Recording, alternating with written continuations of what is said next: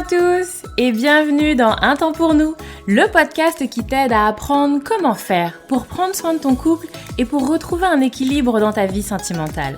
Moi c'est Lucie, je suis thérapeute de couple et avec ce podcast, j'ai vraiment envie de dépoussiérer les croyances qu'on a autour des relations sentimentales.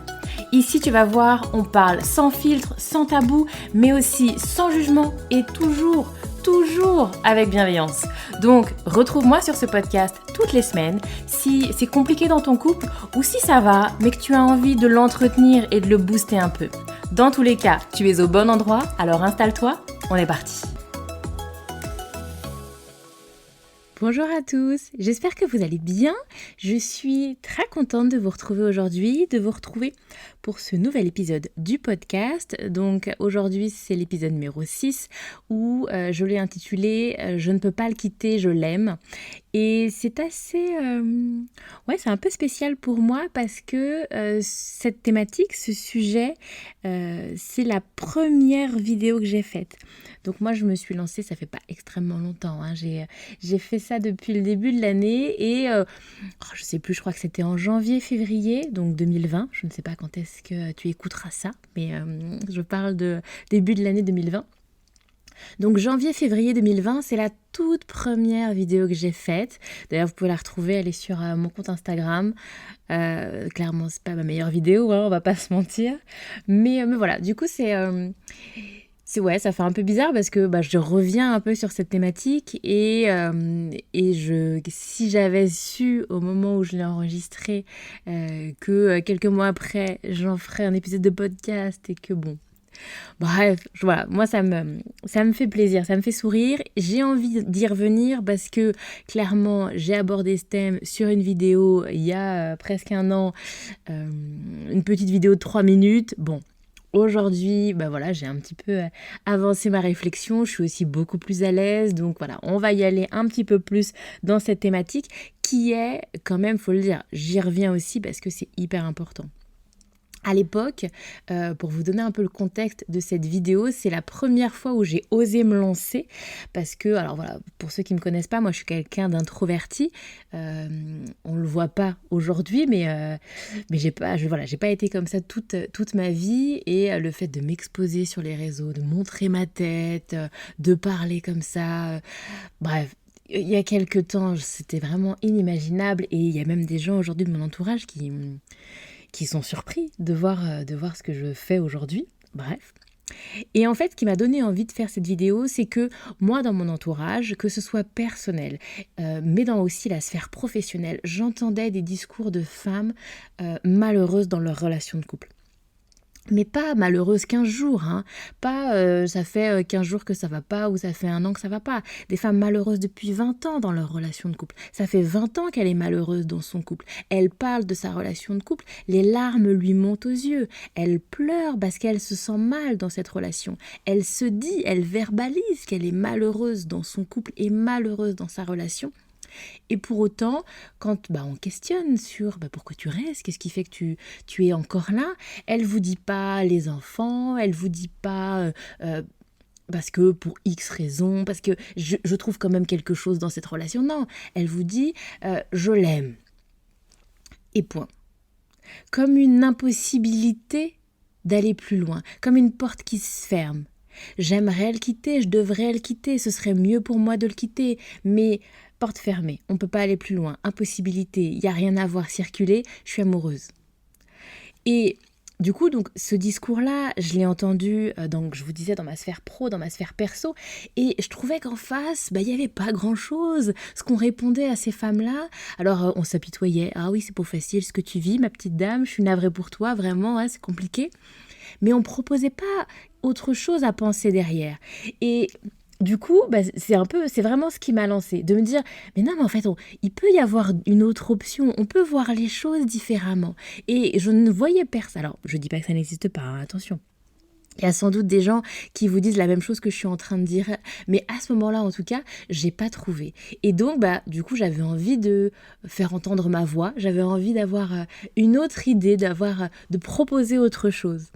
Bref, c'est donc là que j'ai fait ma première vidéo en me disant « Allez, là, t'as un truc à dire, les personnes introverties se reconnaîtront. Souvent, quand on est introverti, les autres le disent déjà. Vous voyez, quand vous faites une conversation, vous êtes en soirée, et puis du coup, vous voyez les personnes extraverties, ça fuse. Puis ce que vous aviez pensé, c'est déjà dit, alors vous le dites pas parce que ça sert à rien de répéter. On est souvent comme ça, les introvertis. Et là, non, il n'y a personne qui avait dit ce que j'avais envie de dire. Alors du coup, j'ai dit, allez Lucie, on est parti. Donc, navrée pour cette introduction bien trop longue, mais voilà. Du coup, c'est un podcast un peu particulier pour moi et donc je reviens sur cette thématique.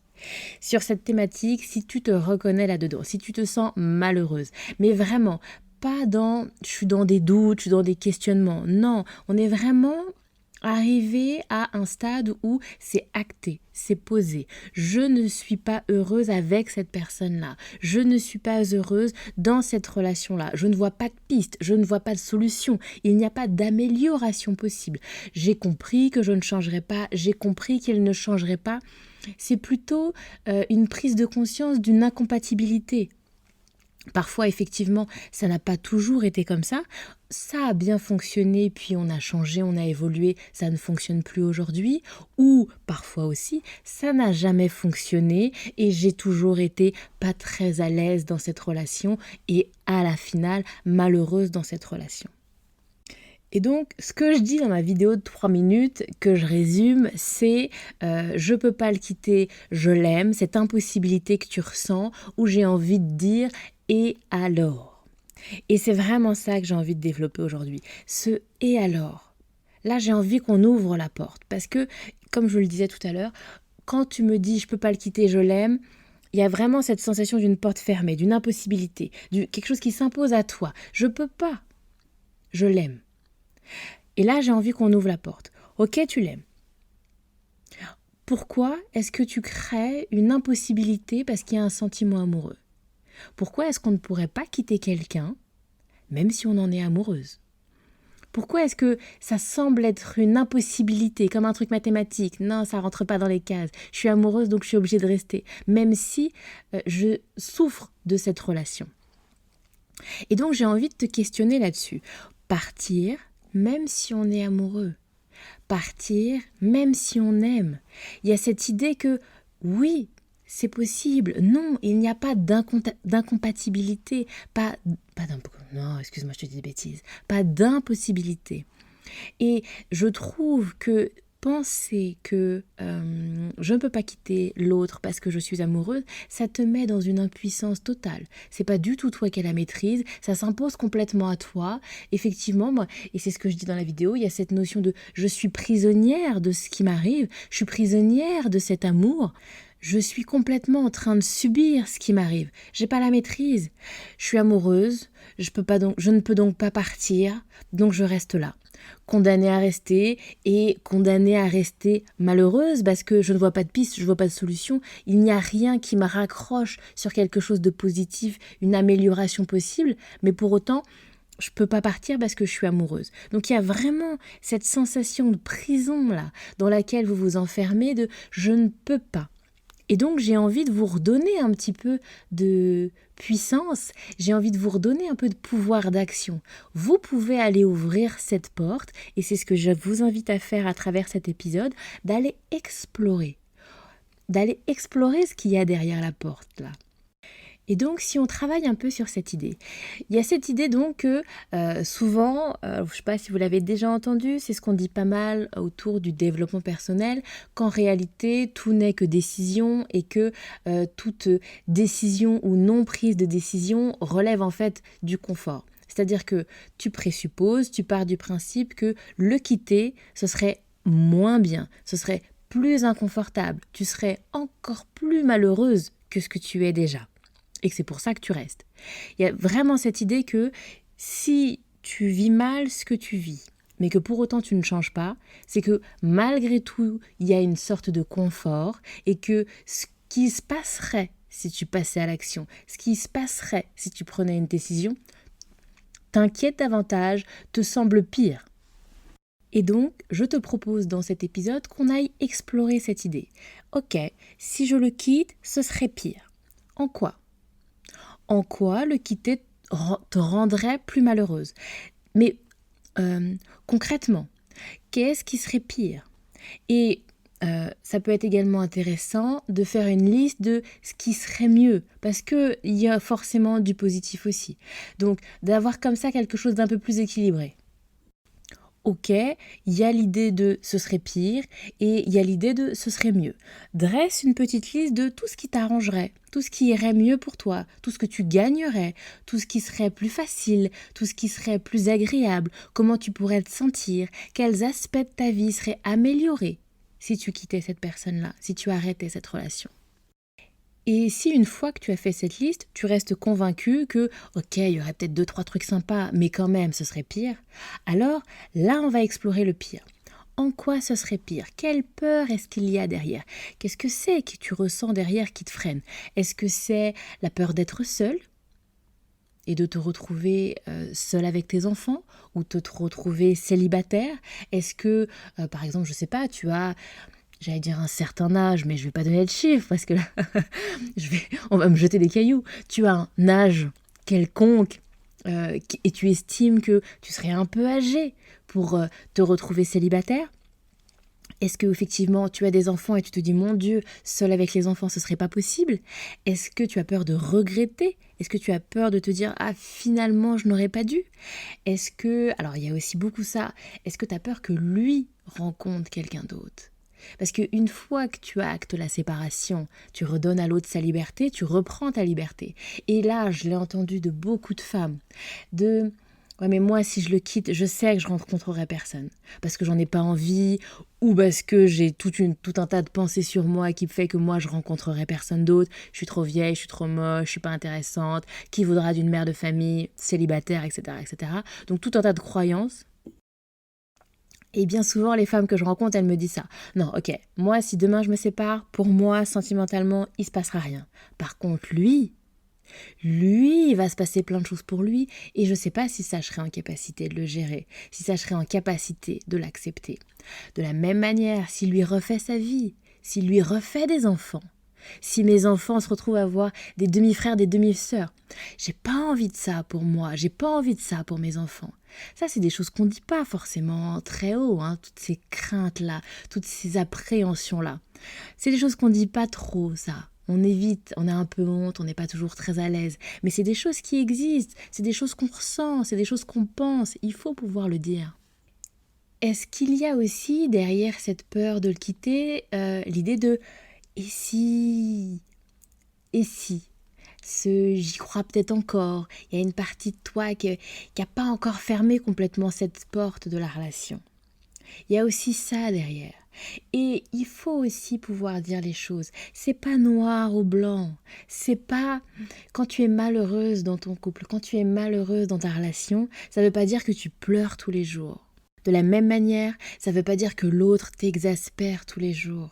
Souvent, et c'est là que c'est compliqué, il y a aussi des moments où on va rire, il y a aussi des moments de complicité, il y a aussi des moments de sexualité. Parfois, il y a certains couples où il n'y a plus du tout de sexualité, mais il y en a d'autres où il y a des choses comme ça qui restent. Et puis, il est bon père, et puis il s'entend vachement bien avec ma famille, et puis on a plein d'amis en commun, on passe des super soirées avec nos potes. Vous voyez? Et effectivement, c'est pas noir ou blanc et parfois on se raccroche comme ça. Et j'ai envie de dire, à quoi tu te raccroches? Est-ce que tu te raccroches à quelques bribes de ta relation et tu as envie de t'appuyer dessus pour reconstruire quelque chose? Ou est-ce que tu t'accroches à quelques miettes? Parce que parfois c'est juste des miettes, parce que tu as des peurs de passer à l'action, tu as des peurs de prendre décision. Et si tu es dans le doute, parce qu'il y a parfois des personnes qui sont dans le doute, comment est-ce que je sais si c'est juste que voilà, c'est moins bien en ce moment, mais ça va passer, je m'accroche, ou je suis arrivée au bout de quelque chose dans ma relation? J'aime bien prendre l'analogie un peu de la météo. Est-ce que ta relation, c'est un soleil plus ou moins fort, mais un soleil, et de temps en temps, tu as de l'orage, de temps en temps, tu as des nuages, de temps en temps, c'est moins sympa? Ou est-ce que tu es dans un orage, tu es dans une tempête, c'est la grêle, et de temps en temps, il y a un rayon de soleil? Tu vois, j'espère que cette image te parle. Comment elle est ta relation? Et généralement, cette image, elle aide un petit peu à centrer les choses. Bref, En tout cas, je t'invite déjà à faire le point et à aller explorer ce pire. Ne pas t'arrêter à « ok, je l'aime, je peux pas ». Ok, tu l'aimes, tu peux plein de choses pour autant. Ok, tu l'aimes, tu peux le quitter. Ok, tu l'aimes, tu peux travailler ta relation. Plein de choses sont possibles. La porte n'est pas fermée. L'amour n'est pas quelque chose, sors de cet amour qui t'empêche de penser, qui t'empêche de réfléchir, qui t'empêche d'agir, qui t'empêche de prendre des décisions. Des couples qui se séparent alors qu'ils sont encore un sentiment amoureux, il y en a des tas, il y en a des millions. Oui, c'est possible. Après, je ne dis pas que c'est simple, je ne dis pas que c'est agréable, je ne dis pas que c'est confortable. On est d'accord, bien évidemment, là n'est pas mon propos, je pense que je referai une vidéo spécifique là-dessus. Bien évidemment que c'est pas simple comme décision à prendre. Mais j'ai envie de te parler aujourd'hui d'une possibilité. Autorise-toi à penser. Ne te laisse pas enfermer dans cette décision ou dans cette non-décision. Et aujourd'hui, je parle du sentiment amoureux, mais tu peux l'avoir sur plein d'autres thématiques. Je peux pas le quitter, on a des enfants, je peux pas le quitter parce que tout un tas de raisons. Explore. Ne te ferme pas les portes. Oui, tu as des enfants et...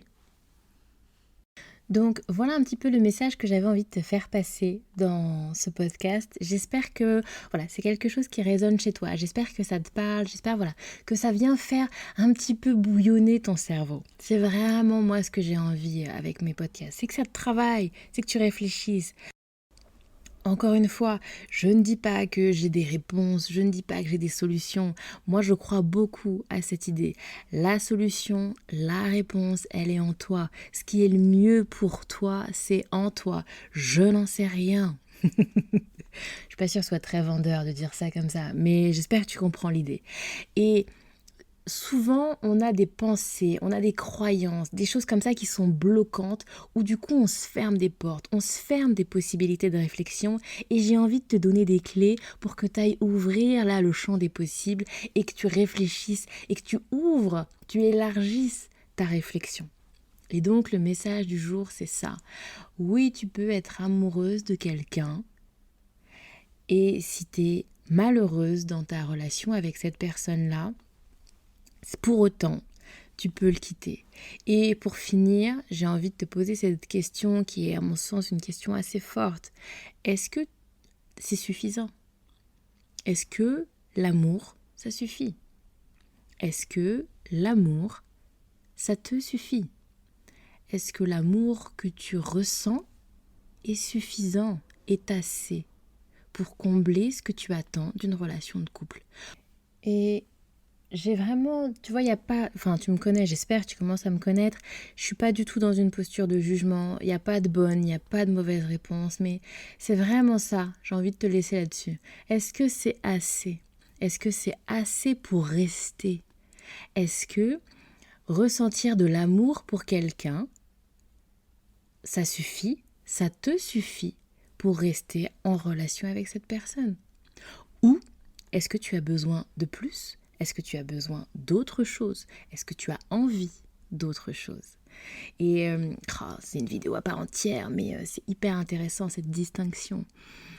Dans ta relation de couple, est-ce que tu vas chercher ce dont tu as besoin ou est-ce que tu écoutes aussi ce dont tu as envie? Il y a beaucoup de personnes qui fonctionnent sur le besoin. Non, j'ai pas besoin, non. Est-ce que tu en as envie? Est-ce que tu as envie d'autre chose pour ta relation de couple? Ou pas? Encore une fois, pas de jugement, pas de réponse toute faite, juste des questionnements, juste un peu de, que tu fasses un petit peu de jus de cerveau avec tout ça, quoi. Je m'arrête là pour le podcast du jour, j'espère que ça t'a plu. Si c'est le cas, je le dis à la fin dans le petit jingle, mais je te le redis là en direct live. Merci de mettre un petit commentaire, merci de mettre un petit like, des étoiles, ça dépend où t'es, pour que ça puisse faire connaître le podcast. N'hésite pas à en parler autour de toi, n'hésite pas à partager. Et puis voilà. Je te souhaite plein de bonnes choses, je te souhaite un très très bon week-end et puis à la semaine prochaine. Oui, juste je te fais un petit teasing, la semaine prochaine, on va continuer un peu sur cette idée de je me sens pas bien dans ma relation et on va parler simulation. Alors souvent on pense stimulation sexuelle, je vais parler de la stimulation sexuelle, mais pas que. Je vais vraiment parler de cette idée de faire croire, porter un masque entre ce que je ressens vraiment et ce que je montre avoir. Et voilà, j'ai envie d'apporter un discours un peu différent de ah c'est pas bien de simuler, ok, est-ce qu'on peut essayer de réfléchir, est-ce qu'on peut essayer d'aller un peu plus loin? Et c'est de ça qu'on va parler la semaine prochaine. Prends soin de toi, prends soin de ta relation, prends soin de ton couple, et puis à la semaine prochaine. Merci à toi d'avoir écouté cet épisode de podcast. S'il t'a plu, s'il a résonné chez toi, je veux bien que tu m'en parles et que tu mettes un commentaire ou les 5 étoiles. Ça va aider à le faire connaître et je suis aussi très curieuse d'avoir ton retour, d'avoir ton ressenti. Si tu as envie de parler de ton couple en toute discrétion, alors rejoins-moi sur mon groupe Facebook privé. Tu as juste à taper Un temps pour nous. Et enfin, si tu sens que c'est le moment pour toi ou pour ton couple de passer à l'étape d'après et de se lancer dans un accompagnement, alors tu vas trouver dans les notes du podcast un lien pour me contacter directement. Encore merci pour ton écoute et à la semaine prochaine. Prends soin de toi, prends soin de ton couple.